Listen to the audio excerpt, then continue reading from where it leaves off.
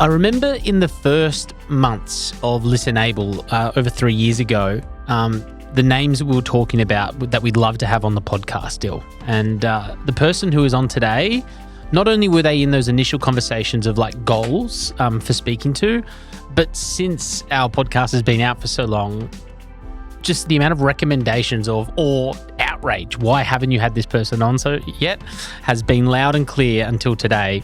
We are very, very excited to let our next guest... Oh, hang on, before that, this is not a superstar of the Paralympic movement. This is the superstar of the Paralympic movement in Australia. And I mean that. And that is far trumps any bloody stuff me or a young Kurt Fearnley or Madison De Rosario has done.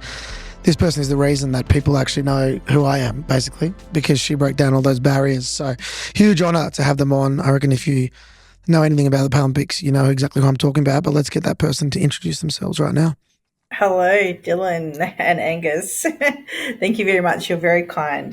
This is Louise Sauvage. Louise Sauvage is in the house. Sauvage. Come on. Can you believe it? What the hell? For those who are only listening, confetti has rained from the roof. God, I got goosebumps.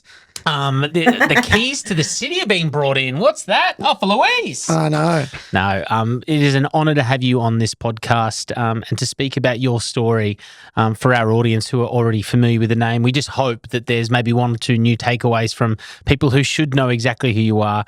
And, of course, speaking to us because you're a podcast host yourself now, Louise. History Listens, the Paralympic journey from rehab to elite and money, media and ethics. I'm very interested to hear about the content of that podcast as we welcome you to the show. Thanks again. How are you enjoying the podcast journey?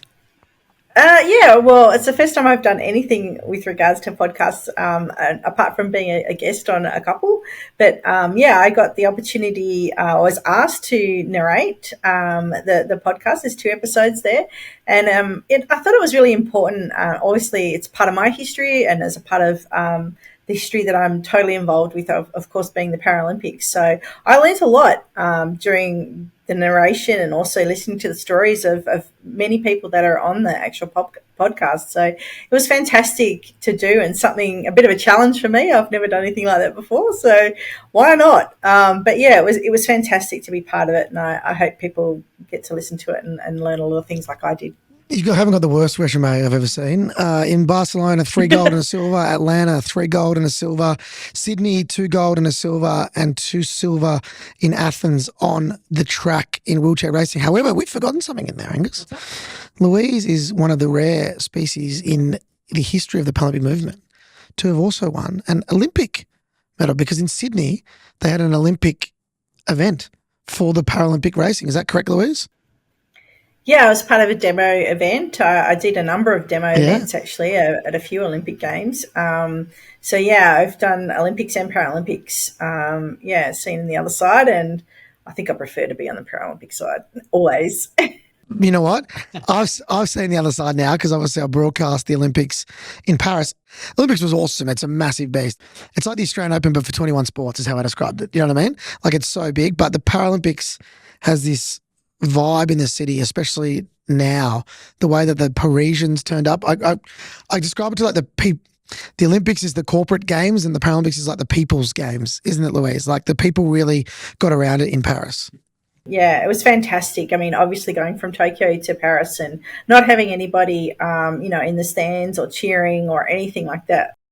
And then coming to Paris this year was fantastic, and to have the crowds back, and they certainly turned out for the Paralympics. And I was in the biggest stadium that they had there, being the Athletics. So, and to see that really full was just amazing and deafening at times too. So it was great. I loved it. Did you get medals from the demo events in the Olympics? I did get medals. They weren't the same as the Olympic athletes. They're not quite the same. No, we'll stuff that. Let's not talk about that shit then.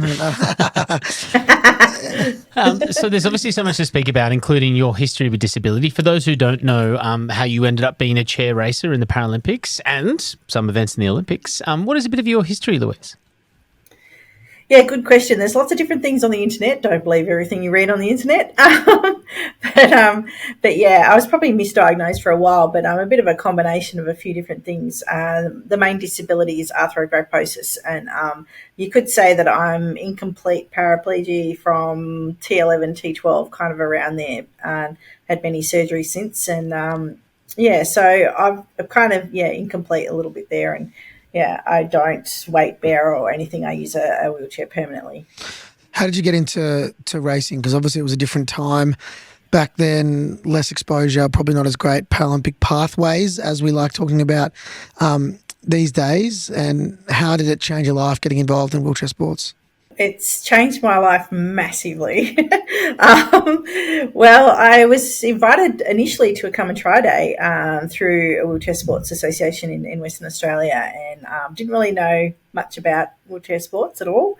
I went to a regular school. I was the only child with a disability and participated in as much sport as I could there. But as you probably know, it's not quite the same. You can't quite compete on an equal level. So it wasn't until I was introduced to wheelchair sports, and then I think I found my tribe, that's for sure, and my community, and it kind of exploded since then, and got into wheelchair racing and swimming, which was one of my first loves. I did field events, basketball, absolutely anything I could get my hands on because, I just loved it. It was fantastic. You know, your resume speaks for itself, and that was the reason that you got the exposure that you very, very much deserved. But how did it come about? Because you were the first athlete with disability, or to be honest, person with disability in general in Australia who was able to crack the mainstream. Can you remember back to that time and talk us through that journey about how that happened? Because obviously it made it a hell of a lot easier for all of us who came after you. And as why I said in the introduction was the main reason we're doing what we're doing today. I think, obviously leading up to 2000 was one of the biggest, games we were going to have in Australia and I personally think that it was a turning point in the Paralympic history. But even before that, I started doing road races. So I started doing races all around the world and had some great rivalries. And one in particular was in the Boston Marathon with Jean Driscoll. And that, I think, really came to the attention of a lot of people and got different exposure than it would have just, a track meet here or there, or a world champs. And, 1992, I don't know, I'm going back a fair way and you possibly weren't born. Yeah, no, I was. We were both born. I was one, but I was there. Yeah, I was close to one. Yeah. That was the first time, Paralympics got any television coverage, and we thought that was amazing, half an hour each night, and it kind of progressed from there. And then Sydney again, as I mentioned, I think was a turning point. So I think it just got bigger and bigger, but trying to maintain, I suppose, the exposure and the publicity between Paralympic Games has been, always an issue, but it's definitely there now. And I just think it's fantastic. I mean, there were sponsors that took me on in the lead up to the 2000 Games, and I was probably only one of, one very few athletes with a disability that got supported in that manner, and some big corporates back then. And I'm very appreciative that they took that chance and they saw something, in there. And now everyone wants to have a piece of the pie, which is fantastic. And, we have our own sponsors as well as apart from, the Olympic sponsors as well. So it's been brilliant to see the change just in my lifetime.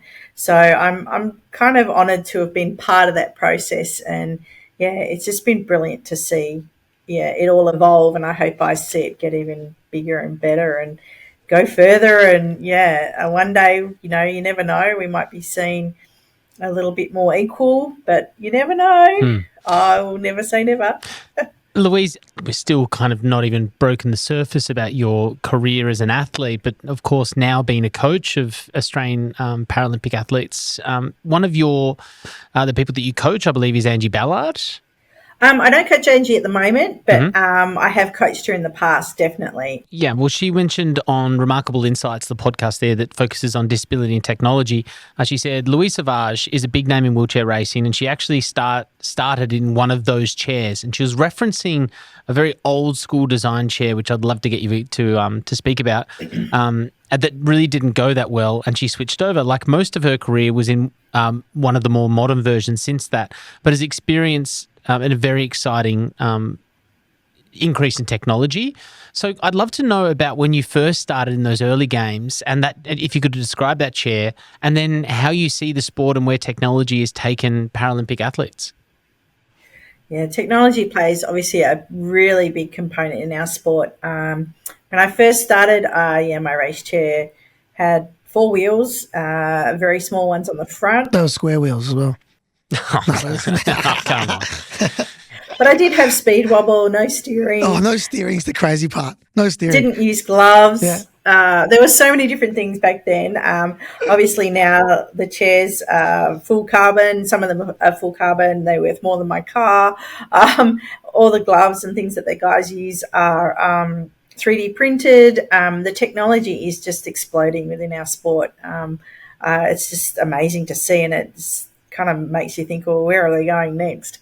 I've seen the changes throughout my career and even now as a coach, but it's interesting, and it's great to see all the innovation. And to steal a question from Viv, the host of Remarkable Insights, I really loved that she asked this for Angie, and I'd love to know your answer. In modern swimming, the speed suit, all of the times and world records that were, from that year of the Olympics kind of have been wiped from memory, and it's been disqualified as a technology piece for swimmers. How do you feel when you go from 4 wheels with no brakes, no gloves, and the records and times that you competed at, and now seeing someone with like a Madison who's got a carbon fiber, designed 3D printed, and we're talking about a very similar sport. How do you feel when those two comparisons get thrown around, where the technology is just so vastly different and makes people so much faster? Yeah, I mean, that's just the evolution of sport, though, isn't it? Like with all sports, technology gets better and things change. I mean, you look at motor racing or cycling or any of those other sports, all the equipment there has changed over the years. It's just a progression, I suppose, within the sport, definitely. I would love to have a go on a brand new spanking carbon fibre chair with some hard gloves, which are 3D printed, but maybe not. But the comeback has been announced, everybody. The comeback has been announced. Brisbane 2032, Louise Sauvage is back, baby. Woo. Sorry, Madge. You heard it here first. She's going to kick your ass. That should be nice. What about not just, I think to add to that, the technology has added to the eliteness of the competition as well. Not saying that it wasn't elite before, but I think that has really helped us mainstream the sports, because the reason people watched the Paralympics on Channel 9 in such huge numbers was not because we have cool disability stories. It was like, this is cool and this is sick to watch, and it's entertaining. How does it make you feel, Louise, seeing how far the Paralympic movement has grown, knowing back in Barcelona when you first went to the Paralympics that you only had half an hour a night, and it was kind of tough you might win 3 gold medals like you did, and it might have felt like no one really cared. Yeah, it's interesting, isn't it? I mean, people are more educated now. There's a big lead up. There's a lot more coverage. It's been phenomenal to see the change, and I just think, it's just been great to see all of it change over, and people enjoy it for just being sport, whether you have a disability or not. And that's probably the biggest thing. They want to see, the rugby guys, crash into each other and fall out and all kinds of those things, and just see the sport for what it is, all the skills and the strength and the execution and everything that sport brings to any sport, whether you have a disability or not. I think people are coming around to just seeing it for that and, enjoying it. It's another sport to get involved with, to learn the rules, to check it out, to find their favourite players, favourite athletes and follow them. So I think it's just coming around to just being sport. And so it should, whether you're male, female, have a disability, whatever. Sport is sport as far as I can see. I mean, I love it all. So back when you kind of cracked it in the mainstream, I remember seeing you on Rove Live and, your book, your autobiography, which I was given when I was 9 years old. What was it like being the only person with disability that anyone in Australia knew? That's true. I'm not sure if that's totally correct. Tell me household name for sure. Yeah, the only household name was, did you feel pressure because of that, or was it just kind of what it was like? Because I'm sure there were other people with disability wanting to get, their voice out there, and it's not fair you're the only one, but it's also not your fault you're the only one, you know? Did you feel that pressure, I guess? Yeah, that's definitely true. But then, even now when someone recognizes you or something like that, I just think, oh, that's fantastic that they actually remember and that they know about the sport. And because of me now, they're following other people and, they're following the sports and they're more involved and they still remember when I was around. So for me, I think it's great. And maybe there was a bit of pressure. I know competition wise, I put a lot of pressure on myself, obviously. I was the favourite in Sydney and heaven to Betsy if I didn't win a gold medal. So there a lot of pressure I put on, but a lot of pressure that I felt from the general public, oh, you don't need any good luck, you'll do it, no worries kind of thing. And I'm like, oh, okay. So it's very different pressure in different ways, but I try to just put a spin on it all the time, that it is definitely a positive thing, and you've already mentioned it. It's proven to be positive for what has been the future. And, equally as important to that, if you ask anyone in my demo, why'd you get involved in Paralympic sport, the answer is just Louise Sauvage, basically. What does that mean to you, knowing that probably of the 160-odd athletes that were in Paris, probably 100 of them got involved in Paralympic sport because of what you were able to do? How does that sit with you and make you feel? I think it's fantastic that people saw the sports on TV and saw it and knew about it because of me, and probably decided that they'd want to have a go, whether they made it to Paralympic level or not. They had a go in sport and they saw an option. And so for me, that is brilliant. I'm more than happy. I'm still plugging away at trying to give people more opportunities in sport, just to have fun and enjoy themselves and be active and fit, just like anybody else, deserves that opportunity. So, yeah, if that's what happened out of it, then that's fantastic. I tried track racing because of you, and I thought this sport sucks. I can't play tennis for shit, mate. Don't worry. Exactly. I was like, what is she doing this for? This is brutal. Yeah. Louise, Dylan just put a very deservingly love heap on you. And I just wonder, one of the questions I have down here, what do you think of Dylan as a Paralympian and how he used his platform in his years of competing at the highest level? I think what you've done since you've retired, but even before you retired, like just insanely, raising the awareness of so many different things and using your platform to then raise awareness for other things as well. Like, having your concerts and you're out, it was just phenomenal. And, you've got such a presence, obviously, and you've been doing so much media. And the fact that you commentated and hosted both the Olympics and Paralympics, and you're doing so many firsts. It's just phenomenal, and you're always popping up somewhere. I always see you doing something. So it's an ever presence, which is fantastic. You can't get away from me. My bad. That's very nice.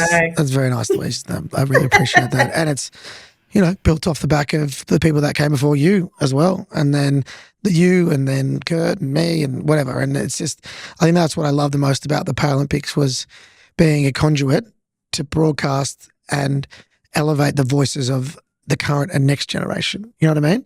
And I think that's the cool part about the Paralympic movement. And Mike, I just love seeing you in the village and you giving back by coaching now and experiencing that for people. And that's all we can do, is just try and leave it in a better spot for the next generation of young disabled people. But in this case, athletes to come through and be able to do it. But yeah, I appreciate that. That's very nice. I didn't know you were going to ask that. That was a stitch up. I just want to say as well, I'm really enjoying this conversation. I'm not to say that you don't enjoy the conversation. This is really lovely. Louise, question for you. What is your greatest sporting achievement as an athlete and then as a coach? Good question. As an athlete, there's probably not one. I think it's any athlete's dream to have a home games in their career. And for me, Sydney was massive, obviously, winning gold in front of family, friends and people, that my family had never been to a Paralympics before Sydney, because it was just, couldn't really afford it before that. So its travel wasn't quite like it is now. So to have them there and win gold in front of a home country, I think it was phenomenal. It was just the icing on the cake. But probably one of my biggest challenges on the road was Boston Marathon. It was the one to win, the one to I suppose everyone wanted to win and conquer, and back in the day, and to win that and to defend it a number of times was probably huge for me as well. Coming down to a sprint finish in a marathon is kind of stupid, but I think sometimes you've got to be a bit stupid to do a marathon. But yeah, they're probably some of my biggest, definitely my biggest achievements in my sport. Okay, so as a coach, my goal was to coach a Paralympic gold medalist, and I did that in Tokyo. And that was, of course, with Madison. And I said to her, all right, that's it, I'm done. She kind of looked at me and was like, no. But I achieved my goal. So I suppose that was probably, definitely one of the goals that I had and one of my greatest achievements. I've now coached, Paralympic gold medalists, world record holders, world champions, Commonwealth champions. It's been amazing. And, along the way as well, introduced lots of other people to the sport as well. We obviously have a pretty small event coming up in 2032, being the Brisbane Olympic and Paralympic Games. What legacy do you think that'll leave, for Australia, for people with disability, and especially athletes with disability in this country? Well, I hope more than anything that we do a bloody good job and we elevate the Paralympics even more.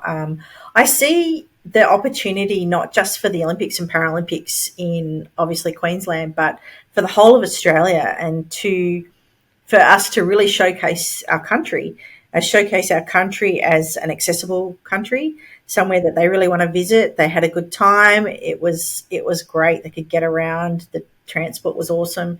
People were friendly.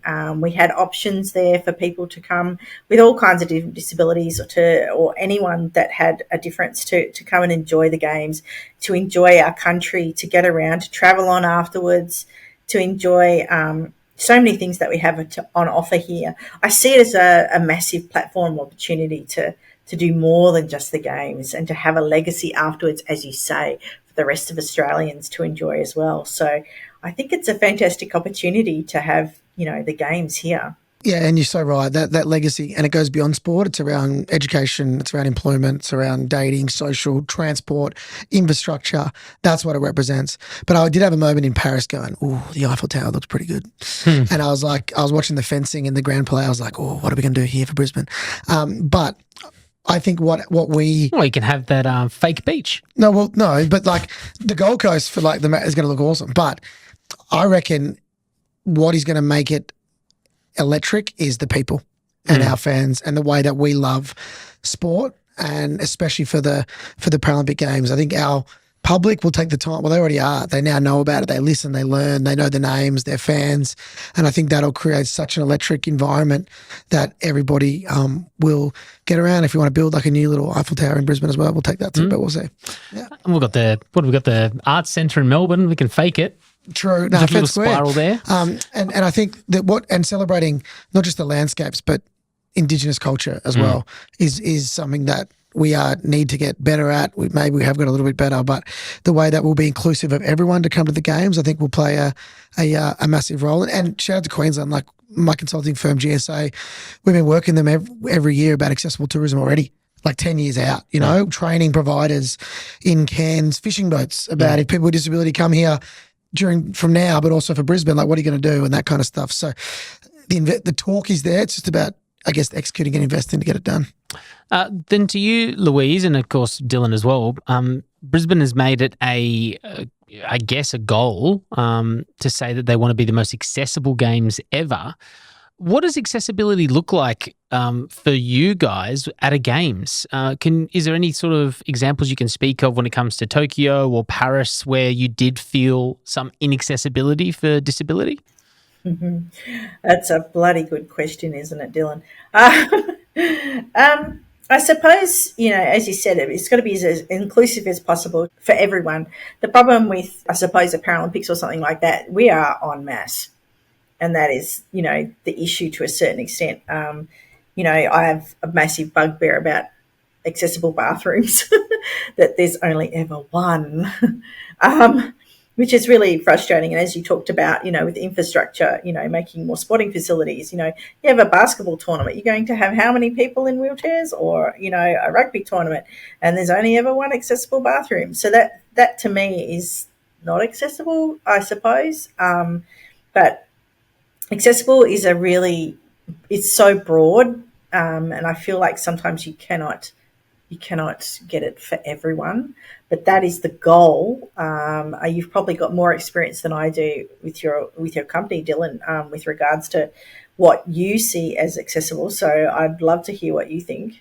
Yeah, well, I think it goes two ways. The accessibility is the built environment that we occupy to be able to get around, and you've nailed it, whether it's bathrooms, platforms, sensory rooms, Auslan, whatever it is.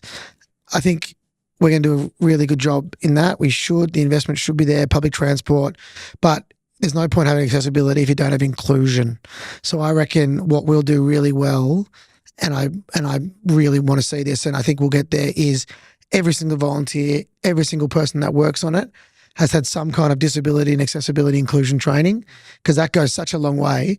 As you said, Louise, if there is a problem, the people that you then go to, or a security guard, they understand what is happening and they can support you, and that creates a more inclusive environment. When it's more inclusive, we can then be our more authentic selves, whether you are neurodiverse, got a non-visible disability, whatever it is. And I think we have enough time to plan to make sure that happens. And I know there already is a commitment to do that, which is awesome. In the other games that I've been to, there was a lack of access and a lack of inclusion sometimes. And we're good at just getting on with it, aren't we, Louise? Like, it's whatever. Like, it sucks, but like, you just want to go out there and do the best that you can. But it often detracts from some people's performances because they might not get what they need, and that affects them mentally, then they can't perform as well. And that's not fair. You know what I mean? And I think also, if the, say, village is more accessible, the Olympics will use that access anyway, because it makes everyone's life easier, not just us, when done properly and things like that. So, yeah, we've got enough runway to be able to get it done. I hope so. I mean, one of the things from, everyone said in Paris, if 32 can just get the transport right, we'll be halfway there. Just not even the public transport, but the games transport, it seems to be an issue. When you picked up your accreditation as a media, they gave you a train card for unlimited train tickets, and I said, yeah, don't bother. Waste it on me. Because one in every 20 stops is accessible in Paris. Oh, right. Old city, I get it. But they were like, they even said, so here's your card, but I don't think, I was like, yeah, I won't use it. Don't worry. I won't bother. Yeah. Louise, you are a podcast host these days. And like we said at the top, the podcast is called History Listens, the Paralympic Journey. I've had a little bit of a listen. There's some stuff in there I had no idea about. Not to say that I'm like, some sort of historian on the Paralympic Games, but, talking off the air before we hit record, you said you were learning as well, narrating this podcast, to tease people, and Dylan, to find out if you knew some of this. Can you give some of those controversial moments that really shocked you in your podcast? Some of the things, from Kevin, just Kevin Coombs, how he was treated back in the day, and in the inaccessible, accommodation and things like that, and how he was treated because he was Indigenous in other countries as opposed to Australia, but then back in Australia. And it was just phenomenal, some of the stories that he had, to share. And even Siobhan Payton, who is an intellectual disability in Sydney 2000, and, her experience and how that affected her for her life moving forward. And I don't think people really realise that, and the controversy around the Sydney Games, that affected her, long term. So there's a lot of different stories. Tony Nahr talks a lot about the history, of course. He's very knowledgeable with all the history, Paralympic history, and there's so many people that have spoken about their own personal journeys as well. Danny DeToro, there's Angie Ballard, of who you've already mentioned, who's interviewed there, and Kate McLaughlin, who's been our chef de mission for a number of years as well. So it's a good listen, and also you do learn a lot, and I learned a lot as well about things that I didn't know, and people's journeys, which was fantastic. So, and they're people that I know, so it was definitely an education for me. Did you touch on the podcast about the Spanish basketball team in Sydney? Yeah, that's what the controversy with regards to the intellectually disabled athletes, and then Siobhan being a swimmer and very successful, and it all kind of fell back to her for some reason. And it was Yeah, it's unfortunate, and I really feel for Siobhan. I didn't know her very well at all at the time, but yeah, and how it affected her now. Obviously, I was caught up in my own dramas and with the games. No, you're right. I would have never thought of that, how it affected the other intellectual. So I'm sorry to step on the podcast, but just really quickly, the Spanish intellectually disabled basketball team, majority of the team were faking it, and they got busted, rightfully so. And yeah, you're right. That would have affected all the intellectually disabled competitors, because then they would have got their impairment questioned. Yeah, people would be going, oh, who else? Yeah. You know? And that would be a really hard thing to overcome. Also, at what point, if you're just a Spanish able-bodied bloke. How do you go along with it? No, how do you go, hey, I've got a great idea. Why don't we pretend to have an intellectual disabled who win an intellectually disabled gold medal at the How does that inspire you to do that? I don't get it. Was it a money grab? Do you know if it was so, did they get money if they won a gold, or did they just think it'd be a funny story? No idea, but yes, it's a bloody good question. Who the hell would want to do that? Yeah, from not even a moral perspective, financial, there has to be something in there that made them tick. There had to be. Perhaps you guys can find out. We will. That's the next podcast. Yeah, season 2. Yeah. Season 2. Louise, we'd love to have you on the podcast. Well overdue. And thank you so much for being here. We end our podcast with a bowl of uncomfortable. This is a question we've been asking since day dot of the podcast. Usually sent in from listeners. It allows us to ask you an uncomfortable question in the hope that people therefore find it more comfortable going forward. Mine is from Anonymous online. Louise, you're such a legend and probably didn't get the same media and money opportunities as current Paralympians do. Do you sit back at all with any jealousy that you were born in the time that you were not now? Oh, not really. It was a fantastic opportunity for me. Look what it's done for me in my life, and what I have now, I wouldn't have if I wasn't born back then. So I say no. Although when they did announce that they were getting medal money, I'm like, can we backdate that? Me too. That would be awesome. I'm with you. I had a few that I only got one. Tokyo, we got it done. I was like, what about my other ones? Let's go backwards. Yeah, exactly. Hello. Yeah, exactly. Definitely not. I mean, it's a fantastic time to still be involved in my chosen sport and Paralympic sport in generally. And, I'm just lucky to still be involved at this level and be around athletes and, be part of someone else's journey, which is the most rewarding thing ever. And my one is a DM from Instagram. This person did leave their name or didn't say they want to be anonymous, but just because people could search our followers and I don't want this person to get any hate for what they're going to say, I'm just going to leave it as anonymous. This person knows who they are. It's not directly at you, but I think it's a good discussion to have. I'm a volunteer coach at the local athletics club, and I've recently been asked to take on a young girl in a chair. I don't have time to cater for her extra needs. Is it? Oh, yes. Is this bad that as a volunteer not getting paid, I feel I should be getting some financial reward for spending more time with her specifically? Oh, wow. That's unfortunate that this person just feels like they can't do it. Do you know what? I say to someone who is a coach and they want to coach an athlete with a disability, it's going to make you a better coach. You are going to have to think outside the square. You're going to have to think about how you can, integrate this person, make them feel, comfortable, make them, be able to enjoy the sport, just like all the other children or people that you coach. They're the ones missing out, definitely. And I don't think, if you're a volunteer, I volunteer on Saturday mornings every week and make sure that these guys don't miss out because there's someone there to take them through their training sessions to yell at them like I do. But that's what it's all about. Everyone volunteers to do different things, and that's what our sport and our community is about. So, and that, that coach is missing out. And, if she wants to come along to my Saturday morning, if she's in New South Wales, then she's more than welcome, and I would love to have her. There you go. I didn't get the location, but open invite. We'll forward it to her. I'll check her DMs and see where she's been tagging herself lately. Louise Sauvage, you legend. Thank you so much for coming on the potty. Make sure you check out the new podcast, The Paralympic Journey from Rehab to Elite and Money, Media and Ethics. Also, one of the best books that I've read is Louise Sauvage, My Story. Just Googled the title of the book and your book is still selling for $38. My book is selling for like $3 these days, and yours came out in 2002, literally. So obviously, it's still going off the shelves. That's amazing. I thought it'd be in the bargain bin for sure. Mine already is in the bar. I'm looking at it. I'm going, what the hell? Mine's like $4. So very good read. Make sure you check it out, and don't get too good at the broadcasting. Otherwise, you're going to take all my jobs. So yeah, really right. Exactly. I don't think that's a problem. Thank you very much.